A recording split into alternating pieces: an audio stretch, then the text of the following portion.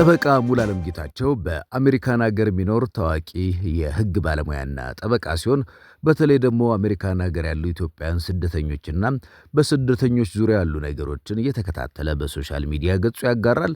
እንዲሁም ደግሞ በርካታ ትዝብቶችን ያሰፍራል። ዛሬ ጠበቃ ሙሉዓለም ጌታቸው ካሰፈረው መሃል በተለይ በአሜሪካን ሀገር በጣም በከባድ ሁኔታ ውስጥ በጭንቅ ውስጥ ሆነው ያሉ ኢትዮጵያውያንም ሆኖ የሌላ ሀገር ዜጎች ጠበቆች የሚሰሩትን ከባድ ነገር አስፍሮታል። ይህ ምንድነው? በተለይ ጠበቆች በዛ አስቸጋሪ ሁኔታ ውስጥ ስደተኞች ላይ የሕግ ጉዳዮችን በውድ ዋጋ መስራታቸው እነሱም ካሉበት ሁኔታ አንጻር ማግኘት ስላለባቸው ነገሩ በጣም ወጪ ስለሚያስወጣና ጥቅም መጠቀም ስላለባቸው ቢሆንም ከሙያው ጋር በተያያዘ እጅግ በጣም በስነ ምግባር በተሞላበት ሰብአዊነት በታገዘበት ሁኔታ ብንሰራ የሚል ምክረ ሐሳብ አቅርቧል። ጠበቃ ሙሉዓለም ጌታቸው ምንድነው ያለው? ወደ እናንተ እናደርሰዋለን።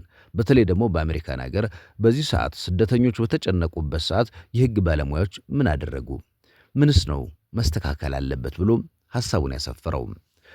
ይህንን ጉዳይ ወደ እናንተ እናደርሰዋለን። በድጋሚ ሰላም ጤና ይስጥልኝ። ይህ ዜና ፕላስ ነው። ዕለታዊ ጉዳያችንን ጀምረናል። ስደተኛው አብርሃም ሳራ ስትሞት የመቅበሪያ ቦታ ፈልጎ ባለመሬቶቹን የኬጢን ልጆች ሲጠይቅ እነሱም አብርሃም መሄጃ የለውም፣ በዚህ ሰዓት ምንም ብንለው ይከፍላል ብለው መቅበሪያ ቦታውን አላስወደዱበትም። ይልቁንስ ለዚህ መጻተኛና ሐዘንተኛ ግለሰብ አዘኑለት። ጠበቃ ሙሉዓለም ጌታቸው በአብርሃም ሐዘንና ሚስቱን ባጣ ጊዜ ዙሪያ የነበሩ ሰዎች ባለመሬቶቹም ከመጨከን ይልቅ እንደደገፉት በምሳሌ ያስረዳል። በችግሩ ጊዜ አገዙት፣ የመቅበሪያ ስፍራም ሰጡት ይላል። በእርግጥ አብርሃም በወቅቱ ብቻውን ነበረ፣ ችግር ላይ ነበረ። በተቸገረ ሰዓት ደግሞ ምንም ቢጠየቅ ያደርግ ነበረ። ነገር ግን ባለመሬቶቹ የኬጢን ልጆች ነገሩን ተረዱና ሐዘኑን አብረው አዘኑ። ይህን ያነሳና ጠበቃ ሙሉዓለም ጌታቸው ሰዎች ሲቸገሩ በተለይ ስደተኞች ከነሱ ገንዘብ ለመሰብሰብ ብቻ ያለመና ያሉበት ሁኔታ አይቶ አግባብ የሌለው ክፍያ መጫን የሞራል ውድቀት ነው ይላል። አላግባብ አታስከፍሏቸው፣ የክፍያ ዋጋ አትጠይቋቸው ይላል። ሰዎች ተቸግረዋል፣ መሄጃ አጥተዋል፣ መፍትሄ ፍለጋ ይሯሯጣሉ። ታዲያ በዚህ ሰዓት ጠበቆች እነዚህ ሰዎች ላይ ለምን ዋጋ ይጭናሉ? ሰውኛ መረዳዳትና ሰውኛ አመለካከታችን ከፍ ለምን አላለም ይላል። ከገንዘብ ይልቅ ለሰው ልጅ ማሰብ ይቅደም የሚል ሐሳብ አስፍሯል። ሲቀጥል ሐሳቡን እንዲህ ይላል። በቅርብ የፌዴራል ክስ ከአንድ የሎ ፊርም ጋር በመተባበር ክስ ልናስገባ ስንል በጣም ከፍተኛ ገንዘብ ደንበኛችንን ጠየቁት አለ። እናም በዚህ ሰዓት ሌላ ጠበቃ በዛ የፌዴራል ዲስትሪክት ማግኘት ከባድ ስለነበረ ያን ያህል ገንዘብ ጠየቁት። ይህኔ የአብርሃምና የኬጢን ልጆች ታሪክ ነበር ያስታወስኩት። እረዳለሁ፣ የሰዓትና የሁኔታ ጥድፊያ ሲኖር የአገልግሎት ዋጋ ይጨምራል። ይሄ የእኛም ጠበቆች ወጪ ስለሚጨምር ነው። ግን ደግሞ ሌላው ያለበትን ከግምት ማስገባት ያስፈልጋል። እርዳታ አልባ ሁኔታ ስግብግብነትን ወይም ደግሞ አላግባብ ለመጠቀም መሞከር ከሞራል መሰረቶች አንዱ ነው። ይህ የውድቀት መነሻ ነው ይላል ጠበቃ ሙሉዓለም ጌታቸው። ሰውኛ ባህሪ ያልታከለበት እንደ ሰው ሰዎችን ለማገዝ ጥረት የሚያደርግ አካል የውድቀት መሰረት ላይ ነው ይላል።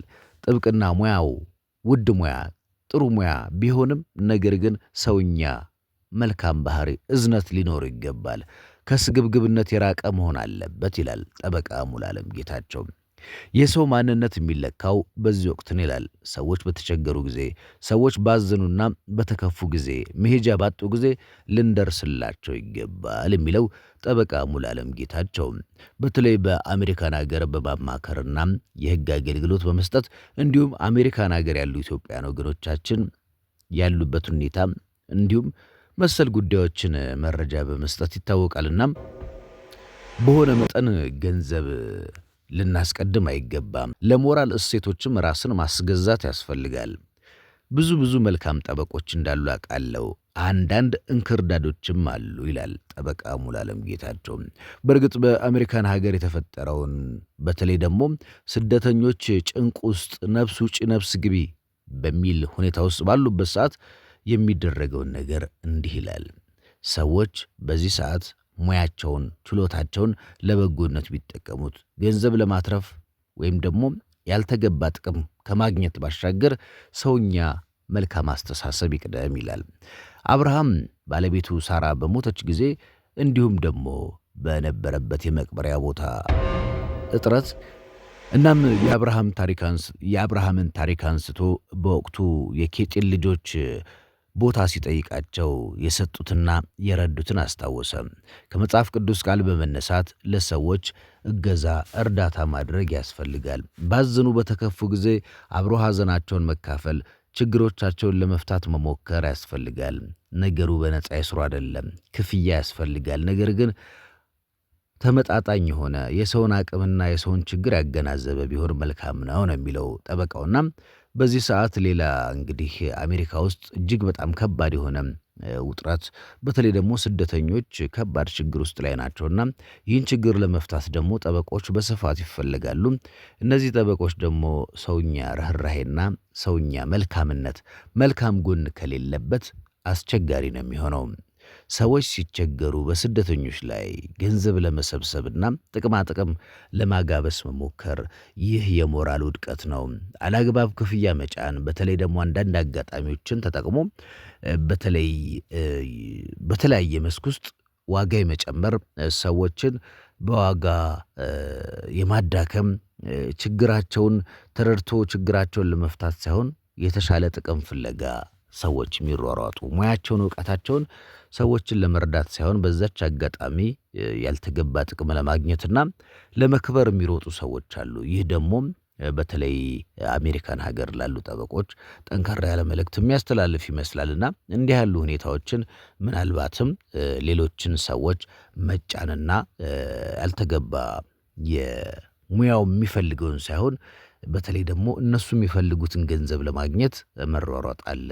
በተለያየ መስኮች፣ በሕክምናው፣ በጥብቅናው፣ በተለያየ የሥራ ዘርፎች ውስጥ ሰዎችን ለመጥቀም ብዙ ሰዎች ጥረት ያደርጋሉ እና ግን እዚህ ቦታ ላይ ግን ምንድነው እየተደረገ ያለው?